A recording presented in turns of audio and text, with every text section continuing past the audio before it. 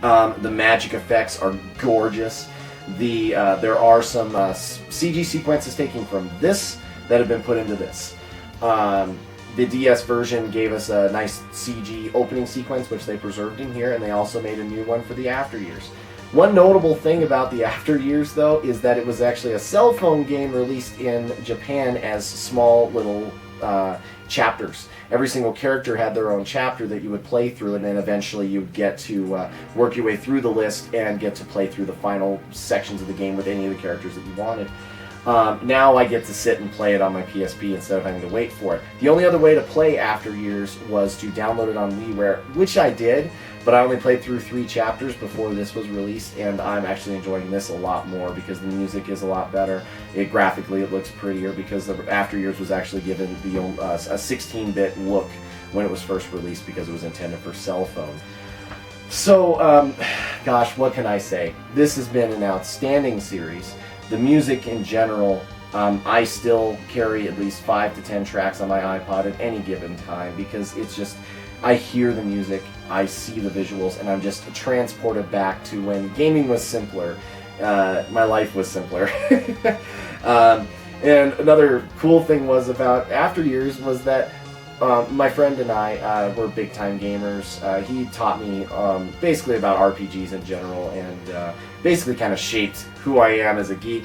But we actually wrote our own sequel to Final Fantasy IV because we got so into the game and the characters, and we ended up writing our own backstory, our continuation story of Final Fantasy IV.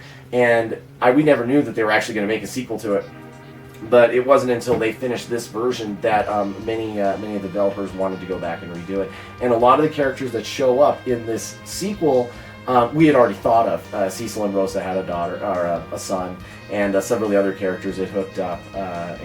It was one of those things that, you know, it was all these dreams that me and my friend had about this game, and all of a sudden there it is in reality. So it was very exciting.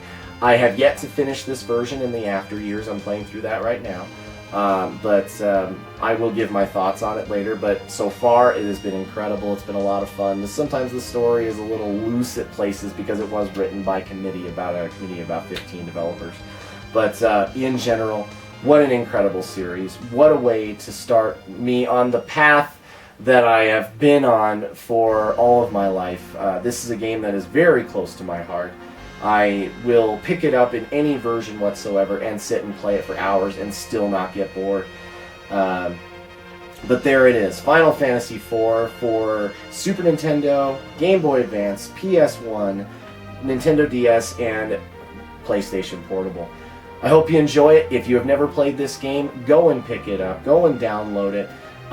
Even go find yourself a ROM. Whatever you need to do, find it and play it, because this is one of the RPGs that has shaped role-playing games as a video game as we know them today. Squaresoft was at their absolute best when they created this.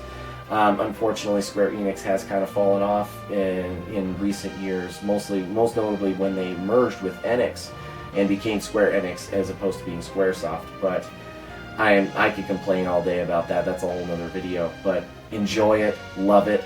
I'm Jynx. This is Geeking Out. Thanks for joining me.